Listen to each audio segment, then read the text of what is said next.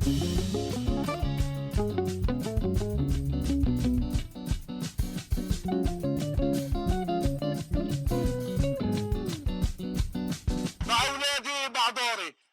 من الدار بنطلعش بلدية القدس جاي بتطلع عيال من دارها عشان تسوي مدارس لمين المدارس هاي بيسووها. That's the sound of a Palestinian man in the contested Sheikh Jarrah neighborhood of East Jerusalem earlier this week. He was threatening to set himself and his house on fire if Israeli officials proceeded with their plan to demolish his family's compound. He didn't follow through, but the Jerusalem municipality did, and workers demolished and then bulldozed the family's home on Wednesday. It was the first eviction in the area since 2017. The ongoing conflict over who owns the land in the historic zone led to last spring's war between Israel and Hamas in May. JSpaceCanada issued a statement on Twitter condemning what it called the forced displacement of Palestinians, and it described Jerusalem's actions this week as unnecessarily cruel and deeply unjust. Their outrage comes just days before JSpaceCanada was set to mark its 10th anniversary, with an online conference on Sunday, including a tribute gala to mark the departure of longtime President Dr. Karen Mock at the helm of the progressive Jewish organization. Mock is a veteran human rights campaigner and anti-racism educator. Now she's in her late 70s, and she wants to make way for younger blood, especially Jewish Canadians who are attracted to the values of love for Israel, but on the condition that human rights are respected for both sides in the Israel-Palestinian conflict. And the proportion, the percentage of the young people who feel more like us is increasing. The data have shown us that. The policies in our community need to be data-driven, not because some group wants power or somebody has some ideology that they want to foist on others, or they only want to take some facts of history and not the whole history. We've got to take a big picture approach, and then I can sleep a little better. I'm Ellen Besner, and this is what Jewish Canada sounds like for Thursday, January 20th, 2022. Welcome to the CJN Daily, sponsored by Metropia.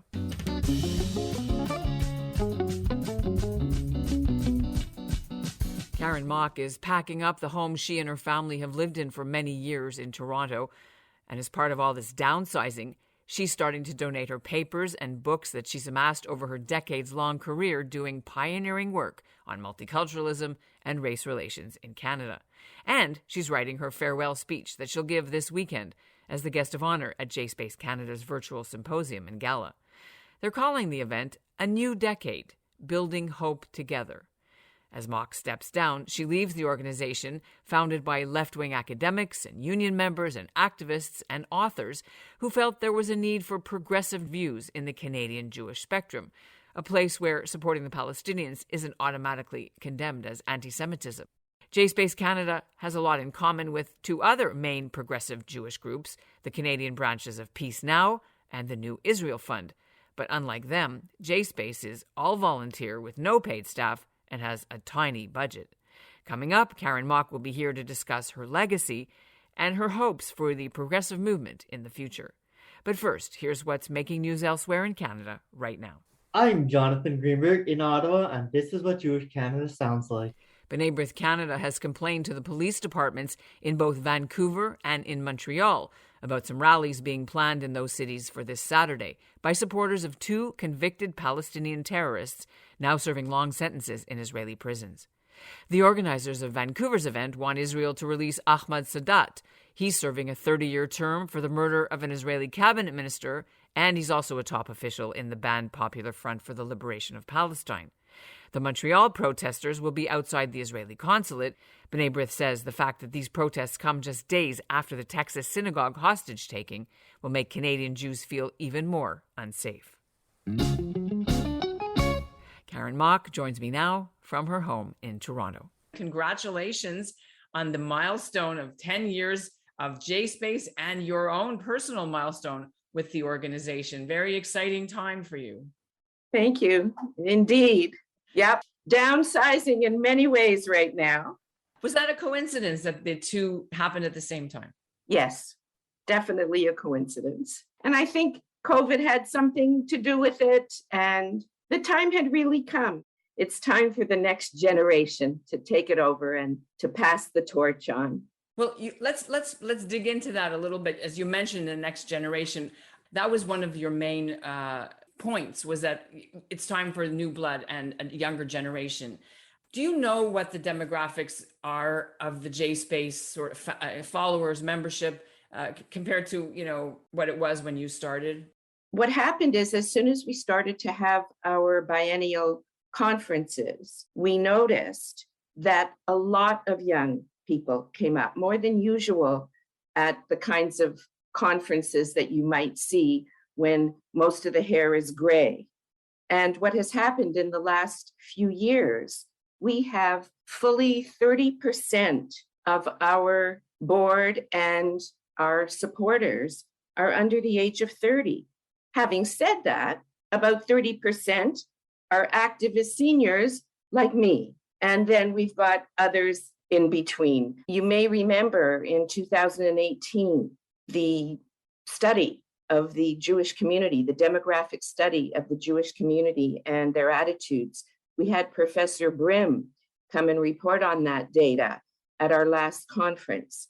And the younger generation are very, very interested in Israel, but at the same time want to take a progressive stance on Israel, more so than in the community itself. What is the definition of progressive from your point of view? To me, it's a Zionism that refers to and strives for the safety and security of all people in Israel and Palestine, with human and civil rights for all. And it recognizes the importance of self-determination and the national inspiration of both Jews and Palestinians.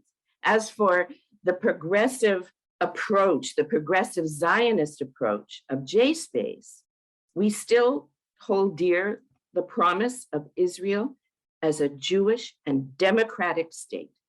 And we are committed to seeing Israel live up to its values and its commitments in its Declaration of Independence. These Jewish young voices who are very not conflicted, but struggling with the navigating the minefield of supporting Israel at the same time as supporting human rights. My own family around the dinner table in May 2021 during the conflict, lots of disillusionment from 20-something young Jews about Israeli policies, even though they were raised as strong Jews and have been to Israel, the whole thing. Have you noticed that that's an increase as well since the May conflict, or has this been coming for a while and maybe that was just an accelerator? The Gaza conflict in May and the escalation again was actually what they call the tipping point.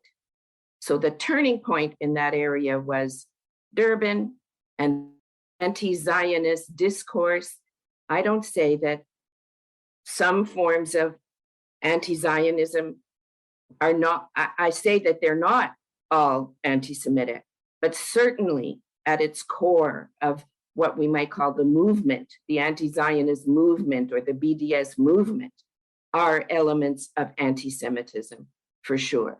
The turning point and the tipping point, because after 20 years of that kind of teaching in universities, the climate that's created and in unions and various other so-called progressive spaces, we had a real challenge. And many of the younger generation had not had the background and the education in this area to really stand up to it. I wonder if I could be so bold as to just to quote something from 2017 Canadian Jewish News, when I was interviewed before our conference. The headline said, "Conference will be a forum for pro-Israel progressives." And one little paragraph said, "Mock hopes that at least a third of those in attendance will be young people who will explore the heated atmosphere on university campuses."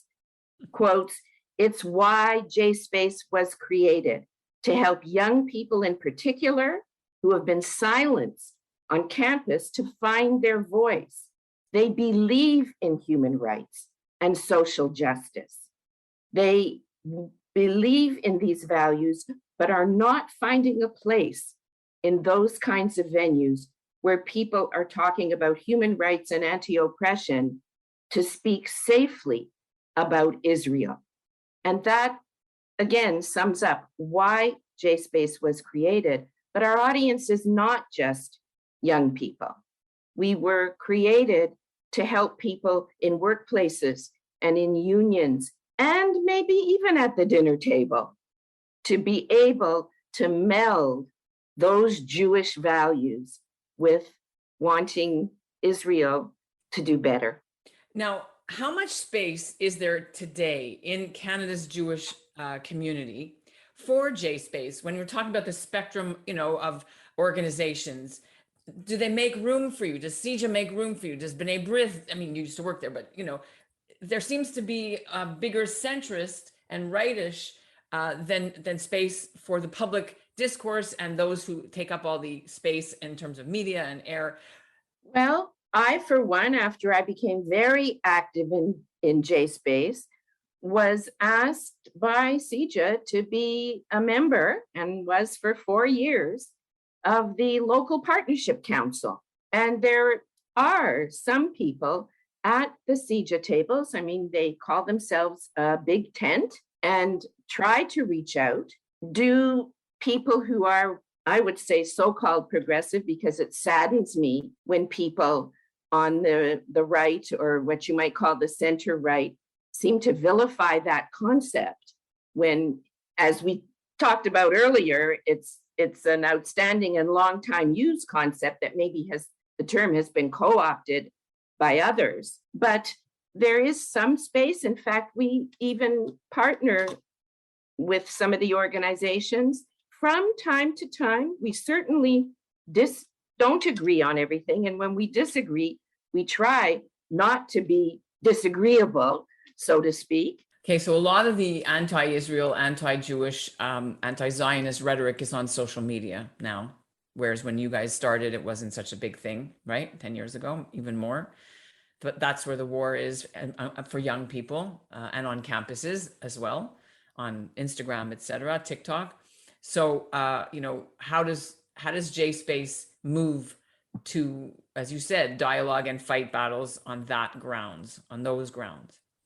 That's another reason why it's time for the old timers who have given their passion and given their all. It's time to move on, because many of us don't have all those skills. What keeps you up at night as you prepare to, step down from this very important position?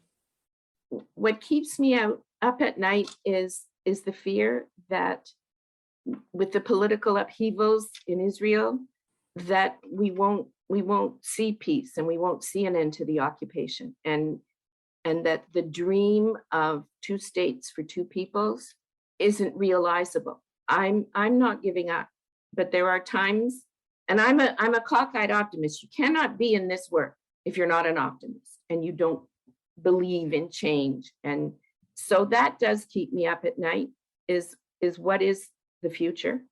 Because I'm one of those who says, if we don't live together, then we're going to die together. And that is worrisome to me. And the other thing is that the divisiveness in our community, in the diaspora, will also not allow the kind of solidarity and strategic approach that is necessary. The big picture. It's the big picture. It's not just who gets the headline, who gets the credit. Oliver Shalom, Lou Ronson, who was one of the founders of B'nai B'rith Canada and the League for Human Rights, and was a vice chair of the Human Rights Commission, always said to me, he was one of my mentors, and he always said, we could get a lot more done if we didn't worry about who got the credit. So there will be some times that I will be behind the scenes, but it worries me that those who want power in our community, or those who feel that their voice should be stronger than anyone else's and continue the divisiveness, our 3 mantras that are, or our 3 main areas that are in our brochures. I guess I shouldn't say brochure anymore. I should send people to the website. www.JSpaceCanada, one word.ca. But the three pillars of where we stand are progressive Zionism, sustainable peace, negotiated sustainable peace, and Jewish unity.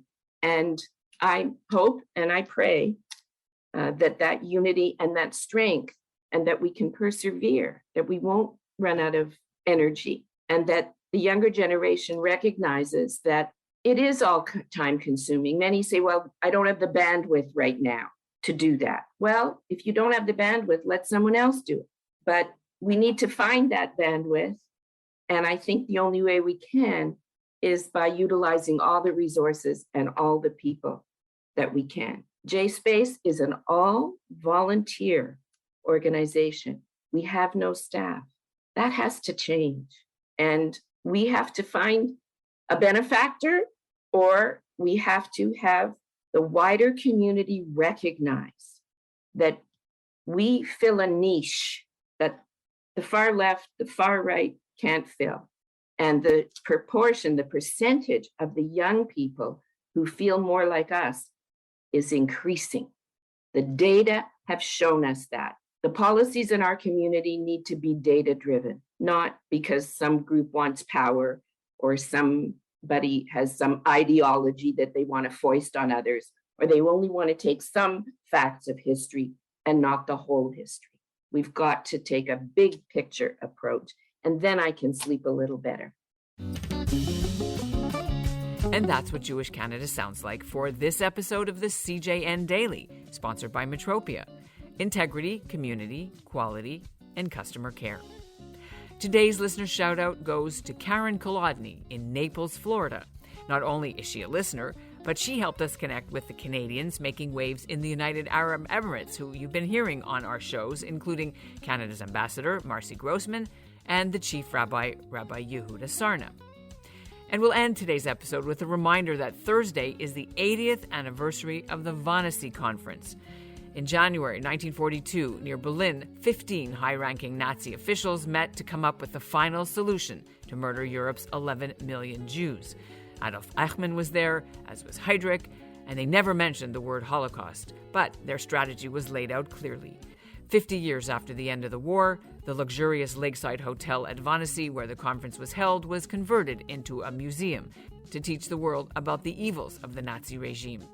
Here is the former director. Out of the 15 participants of the Wannsee Conference, there were on the one hand the SS men, and on the other hand the civil participants. For example, the Reich Ministry of the Interior, Dr. Stuckert, a man who made all anti-Jewish laws and decrees.